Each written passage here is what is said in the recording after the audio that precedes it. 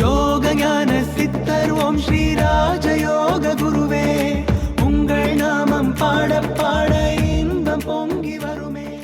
யோக சக்தியாகப்பட்டது வாழ்க்கையிலே எந்த துறையை சார்ந்தவர்களாக இருந்தாலும் அதை அந்த துறையிலே நல்ல வல்லுநராக்கிறது, முழுமையடைவை செய்கிறது. ஒரு ஆன்மீகமாக இருக்கட்டும், அல்லது ஒரு தொழிலாக இருக்கட்டும், ஒரு கலையாக இருக்கட்டும், அதில் முழுமையாக நீங்கள் முழுமை அடைவதற்கு இந்த சக்தியாகப்பட்டது எல்லா வகையிலுமே அற்புதமான நிலையிலே உங்களுக்கு அந்த நிலையை உருவாக்கிறது.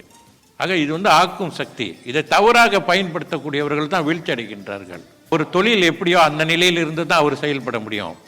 யோக சக்தி பெற்றுட்டீங்க, இனிமேல் இப்படி தான் நீங்கள் பேசணும், இப்படி தான் நடக்கணும், இதுதான் ரூல்ஸு அப்படின்லாம் கிடையாது. அவர் நிலையில் அவர் அவர் அவர் பயன்படுத்துகிறார், அவ்வளோதான். அது தொழில் ரீதியாக அவர் பயன்படுத்துகிறாரு.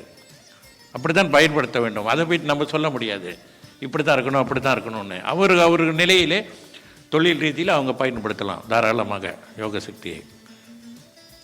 அது வியாபார நிலையில் அவர்கள் பயன்படுத்துகின்றார்கள்.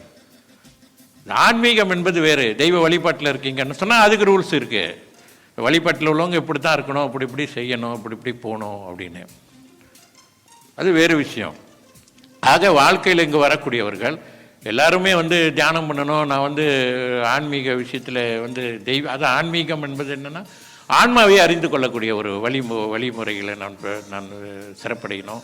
ஆன்மீகத்தில் நல்ல நிலை அடையணும், இறைவனை உணர்ந்து கொள்ள வேண்டும், இறைவனோட அப்படின்னு எல்லாரும் வருவது கிடையாது.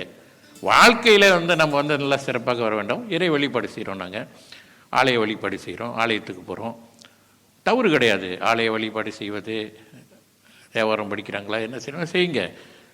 யோக சக்தி எல்லா வகையிலையும் உங்களுக்கு உதவி பண்ணுது. ஆக வாழ்க்கையில் நான் வெற்றி பெறணும் அப்படின்ற நோக்கத்திற்கு நிறைய பேர் வராங்க. அவர்கள் வெற்றி பெறும். அது பயிற்சி. அவர்கள் தியானம் செய்கிறார்களோ இல்லையோ, அந்த பிராணாயாம பயிற்சி செய்தாலும் நான் சொன்னது போல் யோக சக்தி இயக்கம் இருக்குது. அந்த யோக சக்தியை பயன்படுத்துகிறாங்க வாழ்க்கையில். பிரார்த்தனை செய்கிறாங்க இறைவன் இடத்துல. வழிபாடு அவங்க வழிபாட்டு அவங்க வழியில் சென்று கொண்டிருக்கின்றார்கள்.